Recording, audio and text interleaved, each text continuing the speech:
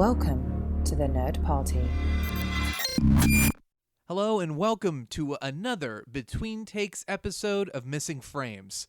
I'm your host, Shawn Eastridge. You're tuning in to the Nerd Party's continuing coverage of the 2019 Atlanta Film Festival. But hey, wait a second. Isn't the festival over, you say? And to that I say, yes. Yes, it is. But you know what? That doesn't mean we can't hold it near and dear to our hearts and souls, and that's exactly what we're doing right now. So this next interview is a real fun one. I'd been running around like a crazy person, watching movies, writing reviews, doing interviews, when I get this email from a guy named Joel Blacker. He's a filmmaker, and his pilot, Who You Are, was playing in the festival. He wanted to see if I was interested in checking it out, so I thought, sure, yeah, why not? Turns out the pilot is fantastic, as is the rest of Joel's work. So I reached out to him, and we met up to have a quick chat about not only the pilot, Who You Are, but the grind of being an independent filmmaker trying to make what you love. Joel's an awesome guy and an incredible talent, so make sure to check out all his amazing work at joelblacker.com. You can find the Who You Are trailer there too, so check that out. Just check everything out. It's a time for checking out. But don't check out of this episode. You will want to listen to this. So let's get to it. Hope you enjoy.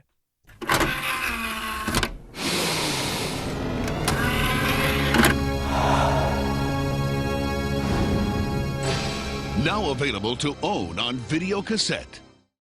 Joel, thank you. Thank you so much for being here. Let's chat. Tell me, we just met. You reached out to me to talk about your pilot, which is Who You Are. Yes. And it is, I just watched Videodrome for the first time. Okay. And I don't know if you've seen that. I haven't, but I know but it's exactly what you're talking about. But I got immediately like Cronenberg vibes from this pilot. But explain it to the audience what this is. Sure. Tell us about it. Yeah, no, that's funny that you say that. So Who You Are is a show set in the 80s. It's a comedy. It's about computer engineers in Silicon Valley that accidentally create an AI that can read people's souls and tell them without doubt who they are. And the problem with this is that nobody likes learning who they are, and no one cares to know. Right. And because of that, the computers become bitter and depressed. And so it's really just three computer engineers dealing with this temperamental, shitty AI. Right. Yeah. And where did this come from? Like, what's inspired this? Because you've been doing film for a little while. I watched some of your other stuff, which is great music videos. Thank you. What was it? Let's Do It? Yeah. That was that's so so good funny. that you watched that. Yeah, but what sparked this idea? Where did it come from? So actually, this is something that my writer, Sam Roots, came up with. We've been friends since middle school, and we've been making films together. Like Let's Do It was actually written by both Sam and I. But Sam had a short film idea that he came up with in college. It's similar to this, and it was just a concept that I fell in love with. He would tell you that it was inspired by a panic attack he had because he was taking too many religious studies courses at the time in college, and he was just sort of like wrestling with identity and whatnot, and that's what really sparked the idea of a soul-reading computer. And for the longest time we tried to make it. We were trying to find legs as a short film. And then we decided, this we really want to tell the world, and this serves better as an episodic program. And so we did this short series to sort of like give people a nugget of what it could be and what we're gonna want to tell. Okay. And this pilot, this is the only thing you've filmed so far? No, actually, what you saw is the first 5 minutes of a 5-episode series. That's what I was like, is it the first 5 minutes? Is it? Are they all gonna be 5 minutes long? Yeah. So we have 5-minute episodes, give or take. We are close to finding an avenue online that we're going to release it, and I think it's something that has been resonating a lot with people on the festival circuit, and I'm excited for people to see it online. And yeah, you found this really struck the balance. It's not easy to make existentialism funny. It's like, what's the meaning? What is there a purpose? But somehow immediately you find that comedic balance. Was that just a process of sitting down with your writer or sitting down with the actors and finding that? Did you give them room to kind of improvise, or how did you find that vibe and get that tone? Actually, it's funny that you mentioned improvisation. Like, that was a big part of our set. Like, that's a lot of the way I work as a director. Actually, all the actors that we used in this series were actors that I had worked with before. I knew had strong improv chops. I think everyone has made like an AI story, or there's so many AI stories where like it's the end of the world, Right. And it's all going to. But we thought what it'd be funny if like an AI was just depressed, like just like you and I, and like I think that's just like a funny concept, like that. Yeah. Where do you foresee, without spoiling anything, can you give me an overall view of the first season? Or what you see, like not just the first season, but what you see maybe overall for the show? I mean, I don't know if that's possible to do without spoiling details, but if an overarching view of what you hope for. Yeah, I mean, really what we love about the series is this sort of ensemble cast. It's like a getting the band back together type of show. Like the idea of the series would be that these computer engineers made this failed AI in a time where that should be cutting edge technology, and the show would follow really them trying to give new life to this machine and give it more of like a journey, and on top of that, like we wrestle with a lot of questions of like mortality and immortality even, and we wanted to play with the idea of what is a soul, and would this machine itself have a soul. That's I think about as much as I could say about the story, like just like dealing with the nature of the soul, and is it important that we learn who we are, or is it not, you know? Yeah. And how do you prep for this? Like how did you in terms of your style and stuff, is this something, a realm you've always wanted to delve into and you're just now getting your chance, or is this a little off your normal trail? Comedy wise, it's very much in line with like Sam the writer and my like the reason we get along is we just have a very dark sense of humor. Right. And so like very much like like that stuff we've been making, that will fall into the show. Playing with the genre though, like playing with like sci-fi, that's something. It's like a lo-fi show, right? Like which Sam and I just call shitty sci-fi, and that's something that we hadn't dabbled with and wanted to dabble in. And we started like just building these props ourselves. Like it was just a matter of finding that computer we found on Craigslist for $20, and then we just took it apart and threw a light bulb in it. And I'm excited that we got to do this sort of genre thing, and it's something that I'm gonna do more of. So what is the process of getting something like this made? Like getting the financing? How long? So how long have you been doing filmmaking? Like what is filmmaking? Wow. Has it been directing specifically? Has it always been directing, or did you start doing something smaller and directing, build your way up? writing? Like I don't consider myself an auteur. Like I lean on like other writers, but. I've always wanted to direct. I got lucky enough that my family moved from England to California or near LA when I was like young, and so I was able to like immerse myself in the film industry pretty early on. Like high school, I was like PAing on film sets whenever I could. To answer your question, bro, I forgot your question. That's okay. No, that's okay. It's real. We get the real drama here. No, just in terms of getting into filmmaking and how you kind of built your way up to directing. Oh, sure. I mean, you talked about financing. This was like a self-finance. Yeah. Like Sam and I like put in the money ourselves. We really didn't want to like ask of other people to risk the investment in this project because it's a weird one, you know, and. The festival I've been here for since like Thursday. So you're excused from any lapses. It's been non-stop. I love it. I love Atlanta. I love this town. Have you been here before? No, I mean I did for a night for the Atlanta Comedy Film Festival, which was great. But I didn't get to see much of the city. But like this time, it's been, you guys are non-stop, which is cool. I love it. Yeah, it's great here.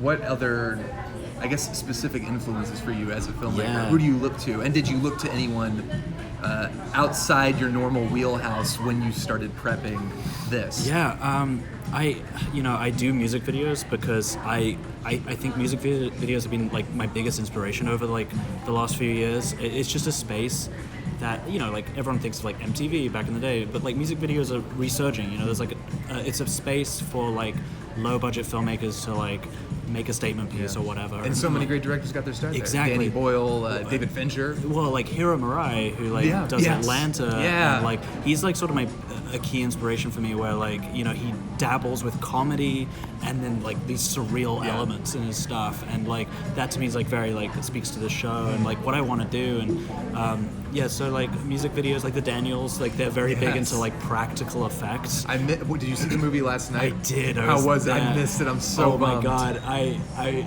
Death of Dick Long. The Death of Dick Long. I left so uncomfortable. Well, it's like I love uncomfortable. Like like my stuff is very like dry, like leave you hanging in a space that like makes it almost funny. But like to watch this at like midnight and then like get out, and I was going to bed and I was just left with this pit in my stomach. Like wow, that was uncomfortable. It's good. It messed with me. Right. So next steps in terms of what you're. How festivals will help. What's the process of getting something like that, or something like what you're doing, picked up and getting it on to television? You know, you might know better than me. I'm like still figuring this out. Like this was our first episodic. We went to South by Southwest with it, which was super cool and opened a lot of doors for us. But it does seem that like there's not much of a space for episodics in the festival circuit, which is what it's fine. Like I mean, it's all about building your audience, and like this is it's a show that we feel is going to like fall on its audience and people like just rooting for it. So next steps for us, we are pitching the larger format show while we're also planning on releasing this short series, just so that we could like get people involved and get like people on a ground level like wanting more of this, you know, and then that will help us like make it a bigger deal. And meetings are already happening, which is exciting, but like we still just want to get this out there. And what is your like ultimate goal in terms of where, I mean, obviously get this made, but if this does take off, if you are able to make these breakthroughs and make stuff happen, and all of a sudden you are in a position where you're like, oh shit, I can do, like, what do I do next? Yeah. What would you like to do? What's your ultimate aspiration? It's funny, that's like changed a lot over the years. I think everyone gets into like filmmaking thinking like, I'm going to be a feature director. Right. And it's like, honestly, like the feature space, like, yeah, I want to be a feature director. I'm not going to like deny that, and I will be making features soon. Like Let's Do It, the short film you mentioned, Sam and I have written a feature script for that, and we're going to do that soon. I'm hoping that'll be my first one. But yeah, like I love the music video space. I love even the commercial space. Like it's opening doors for like people to make statement pieces, tell like the stories they want to tell, and I just want to like kind of hone my voice and like be able to, even if that is just like a dark comedy like perspective, I just want to be able to tell the stories that I want to tell. And, so it's just finding avenues for that, and I'm happy if that like comes out of music videos or if that comes out of the episodic space. Like even web series, like I no one likes to admit that they made a web series because like everyone in LA is raving about a web series that they have, but I think there's some great stuff on the web, and it's figuring out like where I can best like tell the stories I want to tell. What's the best advice you think, like in terms of people who are trying to make it? I know there's sometimes it's best to just make the mistakes on your own and discover the lessons, but how do you feel like if you were to really sit down with someone and say, look, here's the deal, here's what I wish somebody had told me about this that I've tried to take to heart, what do you think? What step, like how did you just kind of take the right steps to get there? I mean, it's hard. Like I'm not one to like act like I'm an accomplished director. I'm not by any means. Like, you know, I'm still like, I'd say yes. I mean, if you have made something and directed something that holds up as well as this stuff I've seen has, I appreciate pat yourself on the back. And that's what I like view success as, you know, being able to tell the stories you want to tell. But I think like a lot of filmmakers think like, you know, there's money to be made in this, and there's really not. like the film industry is like a struggle, and it's hard, and the festival circuit's hard. But like I think I would tell like aspiring filmmakers, like, you know, be true to your voice, be true to the stories you want to tell. Like I used to make like dramatic films and then quickly realized like, no, like I love comedies. Like that's what I love. Like they're not like held in like as high esteem as like maybe like Moonlight or something, but you know, that's still like that's where my voice is, you know. We need to laugh. Yeah. We need to cry, and we need to laugh in equal measure. So like, I mean, like be true to who you are as a director. Don't make things for other people. Make them for yourselves. And on top of that, I'd say like don't be afraid to like reach out to people that you think are doing well. Like myself, like I'm happy for people to like email me, hit me up on Instagram and just like ask questions or connect, because like I think like people look at people that they see as being successful, and they think they're unattainable. Or that's unattainable. And it's like really not. It really just takes like a core group of friends and like people that like believe in my work that I get to work with that like get things made. You know, it's really just like sharing the experience. So yeah, people who listen into this, like hit me up. Yeah, absolutely. Well, where can they hit you up?